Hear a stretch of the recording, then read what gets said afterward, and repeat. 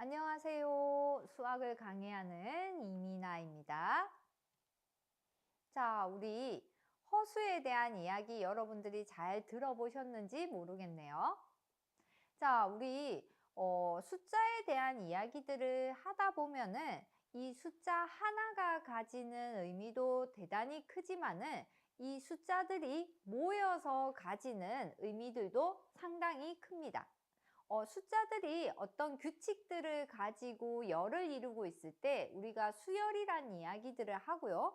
그리고 여러분들이 잘못 알고 있는 것 중에 수열이라면 반드시 규칙이 존재해야 된다라고 생각을 하는데 그렇지는 않아요. 숫자들의 열 중에는 우리 규칙이 없는 수열들도 대단히 많이 있습니다. 그래서 우리가 이 수열들은 어떤 수열들이 있는지 규칙이 있는 수열들과 규칙이 없는 수열들, 그리고 우리 소설에서 등장하는 수열들, 그리고 여러분들의 퀴즈를 내보는 수열을 가지고 퀴즈를 내볼 텐데 여러분들의 숫자에 대한 어떤 감각들도 한번 제가 물어보도록 할게요. 누구나 사용하는 이 숫자들, 특별한 규칙들, 여러분들이 중학교, 고등학교에서 아마 수열에 대한 이야기들을 들었을 텐데 걔네들이 어떻게 등장을 했는지 원리를 제가 소개를 해줄 거고요. 그리고 이 숫자들의 문제를 가지고 여러분들이 논리적으로 문제에 접근을 할 수 있는 그런 연습의 시간이 되었으면 좋겠다라는 생각이 듭니다. 이왕이면 여러분들이 수열을 식으로 표현까지 해줄 수 있으면 더 좋을 것 같아요. 거기까지 무리일까? 여러분들에게 한번 요구해 봅니다. 이번에 시까지 한번 만들어 봐요. 자, 오늘도 파이팅 넘치는 하루가 됩시다. 열심히 하세요. 파이팅입니다.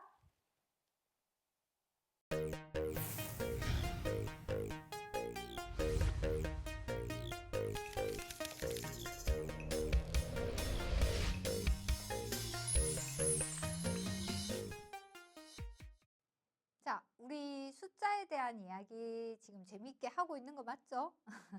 자, 오늘은 우리가 세상을 재미있게 한 숫자, 앞에서 얘기했던 세상에 존재하지 않는 숫자 허수에 대한 이야기를 했다면 오늘은 존재하는 숫자들을 가지고 재미있게 한번 이야기를 해보도록 합시다. 자, 그러면 여러분들에게 제가 지금 이 그림을 한번 보여줄게요. 자, 지금 여러분들이 봤을 때 여기 있는 무용수가 어느 쪽으로 도는 것처럼 보이나요? 자, 시계 방향으로 돈다? 혹은 반시계 방향으로 돈다? 여러분들이 혹은 나는 지금 현재 시계 방향으로 돌고 있는데 잠깐 내가 생각을 바꿔서 반시계 방향으로 돌릴 수 있는지 한번 여러분들이 한번 이 무용수의 방향을 자유자재로 한번 바꿔보세요. 바뀌나요? 저는 바뀌어요. 저는 바뀌어요. 그래서 우리가 시계 방향으로 돈다라고 보이면은 우뇌가 발달한 거고 반시계 방향으로 돈다라고 한다면 좌뇌가 발달한 거다라고 볼 수 있는데요. 우리가 요즘에 뭐 T형 인간이다 뭐 이렇게 얘기를 하는데 이성적 인간인가 감성적 인간인가? 자, 우리가 시계 방향으로 돌면은 이성적 인간인가? 혹은 반시계 방향으로 돌았을 때 이성적 인간인가? 사실은 제가 TMI를 하자면 저는 95% 이상이 T형 인간입니다. T형 인간인데 주위에 상처를 많이 주고 다녀요. 그래도 본인은 상처를 안 받으니까. 자, 어쨌든 좌뇌의 경우에는 논리적이고 세밀한 사고와 사실에 입각한 생각과 판단을 하는 기능을 가지고 있다고 합니다.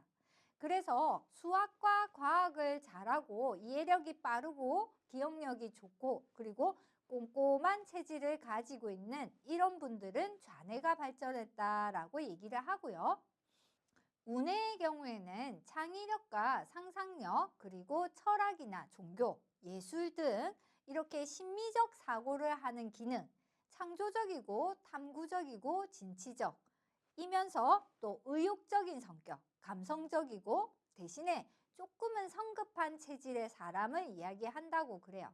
자, 그러면 여러분들은 과연 여기 있는 것이 왼쪽, 오른쪽 어느 쪽이라고 생각하는지 한번 봅시다. 자, 제가 이런 얘기를 하는 이유는 우리가 숫자를 가지고 재미있는 문제를 풀어볼 텐데 여러분들이 이 문제를 풀 때 어떻게 접근을 할지 제가 조금 궁금하긴 해요. 감성적으로 접근을 할지 혹은 이성적으로 접근을 할지. 자, 지금 나와 있는 생활 속 문제의 경우에는 어느 보석 가게의 손님이 70만 원짜리 반지를 샀다고 합니다.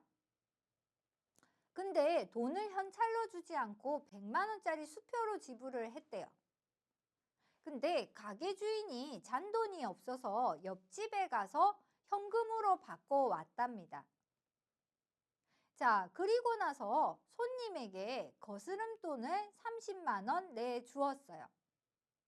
자, 그런데 옆집은 부도수표라고 하면서 환불을 요구했다고 합니다. 자, 그래서 우리가 100만 원을 다시 이 가게 주인이 돌려줬다고 해요. 자, 여기 나오는 이 문제는 여러분들이 나중에 과제로 풀어볼 문제인데요. 여기 나오는 이 문제에서 보석 가게 주인이 손해는 얼마를 받았을까?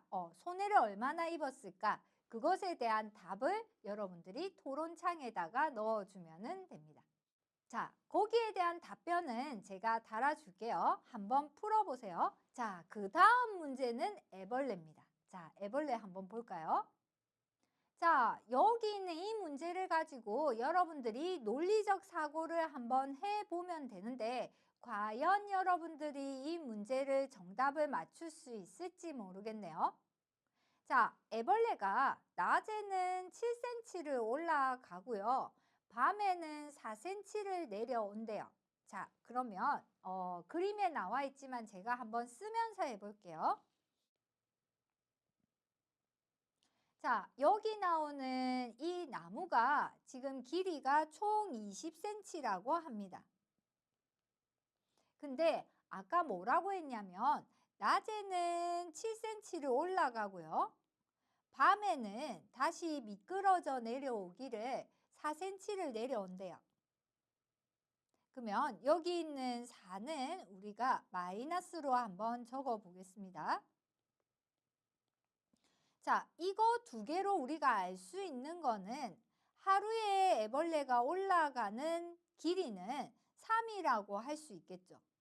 7만큼 올라가고 4만큼 내려오니까 자, 그러면 학생들에게 이 문제를 내면 어떻게 얘기를 하냐면 20cm를 우리가 얘기를 할 때 3만큼씩 이렇게 올라간다면은 여기 나오는 게 자, 20 나누기 여기 나오는 3을 해주면 6이 되고요.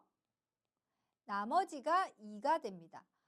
그러면 6일 동안 올라갔다면은 얼만큼 올라갈까를 생각을 해보면 총 18만큼 올라가게 되거든요. 그러면은 7 정도 올라가면은 얘네들이 더 올라가는 거니까 우리가 계산을 어떻게 해볼까라고 한다면 나누기만 여러분들이 해서는 답이 안 나와요. 애벌레가 올라가고 내려가는 거를 여러분들이 생각을 할 수 있어야 되겠죠. 자, 예를 들어 볼게요. 3만큼씩 올라갔는데 총 5일 동안 올라가게 되면요. 5일이 지난 뒤에는 여기가 얼마가 되냐면 15가 될 겁니다. 맞나요? 우리가 5일이 지나고 나면 15만큼 올라와 있을 거잖아요. 그죠? 자, 그 다음에 6일째 되는 날 어떻게 되냐면 올라가는 게 얼만큼 올라가냐면 7만큼씩 올라간다고 했거든요. 그런데 이거를 내려오는 것까지 계산을 해버리면 하루가 더 소요가 되는데 이미 이제 7만큼 올라가면은 애벌레가 여기 도착해 있는 거죠. 도착해 있는 거기 때문에 굳이 우리가 7일까지 갈 필요가 없다는 겁니다. 그래서 기둥에 도착하는 거는 6일째라고 할 수 있죠. 자, 이거하고 비슷한 문제가 뭐가 있냐면 학생들한테 제가 물어볼 때 자, 1에서 우리가 1층에서 5층까지 올라가려면 몇 층을 올라가야 돼? 라고 물어볼 때 여기 나오는 거를 5층이니까 5층을 올라가야 되죠 라고 얘기하면은 이건 오답이죠. 자, 우리가 0층에서 출발한 것이 아니기 때문에 1층에서 출발한 것이기 때문에 빼기를 해줘야 되기 때문에 4층입니다. 그래서 여러분들이 어떤 문제가 있을 때 무조건 빼거나 무조건 나누지 말고 그것의 원리를 찾아보면 돼요. 자, 한 가지 더 물어볼까요, 제가? 자, 제가 예쁘게 그림을 한번 그려볼게요. 자, 철수라는 녀석이 있는데요. 철수가 여기 한 분단에 이렇게 줄을 서 있는데 앞에서는 3번째고 뒤에서는 4번째예요. 앞에서는 3번째, 뒤에서는 4번째라면은 철수가 서 있는 이 줄에는 총 몇 명의 학생이 있을까요? 라고 질문을 했을 때 여러분들이 무작정 그냥 3과 4를 더해버리면은 7명이요 라고 대답을 할 겁니다. 7은 답이 아닙니다. 자, 그려볼게요. 철수. 정말 저는 그림을 잘 그리는 것 같아요. 자, 앞에서 3번째, 1명, 2명, 철수 3번째, 뒤에서 4번째, 1명, 2명, 3명, 철수 4번째. 자, 그러면 여기 있는 것이 한 분단인데 하나, 둘, 셋, 넷, 다섯, 6명. 즉 무슨 말이냐면 철수는 가운데 끼어서 앞에서 뒤에서 같이 중복되는 숫자이기 때문에 여기 나오는 학생 수는 총 6명이 되는 겁니다.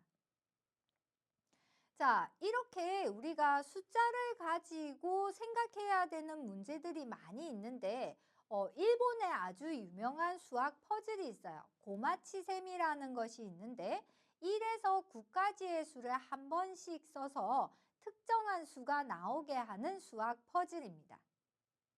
이 역사가 에도 시대부터 시작을 했는데요. 당시 출판된 일본 수학자, 여기 나오는 이것에 대해서 이제 적은 수학자가 있는데 그 수학자가 다나카 요시자네입니다. 여기 있는 다나카의 경우에는 일본 최초로 이제 퍼즐책을 만들어내고 찾아냈는데 그 중에서도 우리가 가장 유명한 것이 센츄리 퍼즐이라고 하는 것이 가장 유명합니다. 자, 센츄리 퍼즐의 특징은요. 1에서 9까지의 숫자를 적어요. 자, 1에서 9까지의 숫자를 제가 이렇게 1, 2, 3, 4, 5, 6, 7, 8, 9까지의 숫자를 적고 여기 있는 이 빈 곳에다가 뭐든 상관없으니까 수식을 적어도 되고요. 혹은 수식을 빼고 그냥 숫자를 붙였어도 되고요. 해서 이것이 뭐가 되게 만드는 거냐면 100이 되게 만드는 겁니다. 그래서 가운데 이제 비어 있는 곳에는 사칙 연산과 혹은 뭐 그냥 비워둬도 되고요. 이렇게 했을 때 만들 수 있는 답을 한번 찾아보면요. 우리 고마치셈에서 등장하는 거 예를 들어서 1 더하기 2 더하기 3 더하기 4 더하기 5 더하기 6 더하기 78 더하기 9 이렇게 해주면 이것이 뭐가 나오냐면 100이 나오고요. 그 다음에 뭐 1 더하기 2 더하기 34 빼기 5에 67에 빼기 8 더하기 9 해주면 100이 나오고요. 자, 이런 식으로 만들어지는 100이라는 숫자가 나오는 수식이 12가지가 됩니다. 여기다가 제가 만약에 괄호나 혹은 거듭 제곱까지 혹은 루트까지 사용을 한다면은 거기에서 탄생하는 계산은 너무너무 많이 있을 것 같아요. 이렇게 우리가 수의 가능성을 알게 해주는 계산이 고마치셈인 거죠. 자, 그런데 여기 나오는 이 고마치셈이 그냥 재미로만 하지는 않았고요. 2014년 5월 1일에 제1회 사회인 수학 선수권 대회에서 출제되기도 했던 문제입니다. 자, 그러면 이 고마치셈과 비슷한 이 문제는 뭐냐면요. 올해는 2013년이다. 지정된 기호로 숫자 2013을 한 번씩만 사용해서 계산 결과가 2일 이상 100 이하가 되는 정수가 나오도록 다음 규칙에 따라 식을 각각 하나씩 써보자라는 것입니다. 자, 그래서 우리가 여기 나오는 사칙연산을 가지고 1에서 100까지를 만들어 보는 건데요. 우리가 이 숫자 이외에도 포포 문제도 있기는 한데 사실 여기 나오는 숫자들이 예를 들어서 1에서 여기 나오는 2013이라고 한다면 정말 단순하게 쓸 수 있는 거, 단순하게 쓸 수 있는 건 뭐가 있냐면요. 0이라는 아주 고마운 숫자가 있죠. 뭘 곱해도 다 뭐가 되나요? 0이죠. 자, 그래서 제가 학생들한테 가끔 이런 얘기합니다. 너희들 핸드폰 번호 다 곱해볼래? 라고 얘기를 해요. 그러면 아이들이 다들 이렇게 하면서 곱하기를 하는 경우가 있는데 1초의 망설임도 없이 여러분들이 0이라고 얘기해야죠. 모든 핸드폰의 번호는 010으로 시작하니까. 그래서 우리가 0이라는 숫자를 이용하면 이런 사칙연산을 이용해 줄 때 여러분들이 편하게 할 수 있어요. 예를 들어서 1이라는 숫자 만든다라고 할 때 여러분들 이렇게 적으면 되잖아. 23 곱하기 0 더하기 1 이렇게 적으면은 얘네들이 0이 돼버리니까 1이 되고요. 혹은 여기 나오는 게 20 여기 이제 31 곱하기 0 더하기 2 하면 2가 나오고요. 그래서 아마 1에서 3까지는 아마 자연스럽게 0을 이용해서 계산을 할 수 있을 겁니다. 물론 이제 100까지 가게 되면 어려워지죠. 자, 여러분들이 편한 시간에 막 폰 많이 합니다. 저도 많이 합니다. 자, 편한 시간에 핸드폰을 하지 말고 이런 식으로 계산을 한번 해보면 어떨까라는 생각이 들어요. 그래서 여기 나오는 고마치셈이라든지 혹은 여기 나오는 뭐 여기 나오는 2013을 가지고 숫자를 한번 만들어 본다든지 해보면 어떨까요? 자, 그러면 제가 좀 더 재밌는 문제 한번 내볼게요. 자, 이 문제는 사실 학생이 저한테 내줬던 문제예요. 교수님 이거 한번 풀어보세요 라고 얘기해서 풀다가 제가 못 풀었거든요. 자, 뭐냐면요. 어떤 친구가 이런 문제를 냈네요. 5 더하기 5 더하기 5가 있는데 얘가 550이 된답니다. 작대기 하나를 여기다가 넣어서 이 식이 성립하게 만들래요. 그래서 제가 당당히 풀었죠. 어떻게 풀었냐면 그러면 이거 아니냐? 라고 얘기를 했습니다. 제 답도 맞습니다. 그죠? 제 답도 맞습니다. 근데 이거 아니래. 이거 아니고 다른 답을 요구하더라고요. 그래서 제가 못 풀었었는데 그러면 얘네들이 이퀄 550이 되기 위해서는 어떻게 해야 될까? 자, 우리가 어떤 수학 문제가 나왔을 때는 이걸 어떻게 풀까 문제에 접근하는 방법이 중요한데 잘 살펴보면 어떻게 되냐면요. 5 오면서 여기는 0으로 끝났네 라고 생각하면 끝자리가 0이 되기 위해서는 5 더하기 5가 등장을 해야 되죠. 그래야 10이 되니까. 그래서 이런 숫자들의 성질들을 여러분들이 잘 파악해서 문제를 풀면 됩니다. 자, 550이라는 거는 여기 나오는 게 545보다는 5 큰 숫자인데 자, 그렇게 생각하면 정답이 바로 나와버리죠. 이겁니다. 545 더하기 5라고 고쳐서 이게 550이 된다고 그러더라고요. 그래서 제가 에이 이게 뭐야? 라고 얘기를 했지만 저는 이제 여러분들에게 문제를 내봅니다. 자, 우리가 문제를 접근할 때 이것이 어떤 수의 배수인가 혹은 이 수가 무엇을 더해서 되는가 이것들을 여러분들이 잘 파악해 보면 될 것 같아요. 자, 그리고 이제 등장하는 것이 개미수열이라고 하는 건데요. 베르베르 소설에 나오는 이 개미라는 소설에 등장하는 수열입니다. 자, 여러분들은 찾을 수 있는지 모르겠네요. 다음 수열의 규칙이 어떻게 되는지. 자, 여러분들이 가끔 수열이라고 얘기를 하면 꼭 규칙이 있어야 된다고 생각을 합니다. 하지만 수열은 그냥 수열일 뿐, 숫자들이 열지어 있을 뿐 꼭 규칙이 없어도 됩니다. 해서 여러분들이 고등학교 때 공부했던 수열이 등차 수열, 등비 수열 이런 식으로 일반항이 존재하는 규칙을 가지고 있는 수열이었기 때문에 어려웠을 것 같아요. 자, 지금 등장하는 개미수열도 규칙은 있습니다. 하지만 일반항으로 나타내지는 않아요. 자, 여기 나오는 게 1이라는 숫자가 있는데요. 그 다음 숫자는 11이 된답니다. 자, 그 다음 숫자는 12가 되고요. 그 다음 숫자는 1121이 되고요. 그 다음 숫자는요. 12에 21에 11이 된답니다. 제가 지금 적고 있는 이 수들이 어떤 규칙으로 가는지 알 수 있겠나요? 잠깐 제 화면을 멈추고 여러분들이 한번 고민을 해보세요. 다음 숫자가 뭐가 등장을 할지, 여기 나오는 수열이 어떤 것이 나올지. 자, 그러면 여러분들이 직접 풀어봤다면 그 해답을 제가 설명을 하도록 할게요. 자, 뭐냐면 지금 나와 있는 첫 번째 숫자를 보니 1이라는 숫자가 몇 개인가요? 1이라는 숫자가 1개. 자, 이번에는 2가 연달아 등장을 하는데 이 연달아 나오는 이 2가 몇 개냐면 2가 2개. 자, 그 다음에는 1이 3개가 나오고 있죠? 그래서 1이 3개. 그래서 홀수 번째 숫자는 위에 있는 숫자들을 얘기하고 짝수 번째 숫자는 개수를 얘기한다고 봐주면 돼요. 자, 그러면 이 다음 숫자는 어떻게 될지 한번 볼까요? 자, 얘는 1이 몇 개냐면은 2개. 2가 몇 개냐면은 2개. 1이 몇 개냐? 1개. 3이 몇 개냐? 1개. 이렇게 됩니다.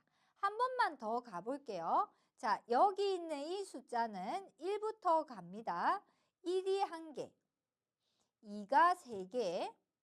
그 다음에는 1이 2개. 그 다음에는 3이 1개. 그 다음에 1이 1개. 이렇게 가는 수열의 특징이 우리가 소설에서 등장을 했기 때문에 개미 수열이라고 붙여주는 거죠. 참 재밌죠? 자, 여기 나오는 개미 수열입니다. 자, 그러면 우리가 신비의 숫자라고 하는 숫자가 있는데요. 참 재밌습니다. 제가 이거를 자릿수를 따져서 읽지 않고 그냥 숫자를 그냥 읽어볼게요. 142857이라는 숫자가 있어요. 142857이라는 숫자는 1을 곱하면 똑같이 나오고요. 그 다음에 2를 곱하면 285714가 나오고 3을 곱하면 428571이 나오고 어쨌든 뒤에 나오는 숫자는 142857이라는 그 숫자들이 다 등장을 합니다. 그래서 2를 곱하든 3을 곱하든 4를 곱하든 7까지 곱해준 것들이 여기 나오는 것이 6까지는 모두 다 등장을 한다는 얘기죠.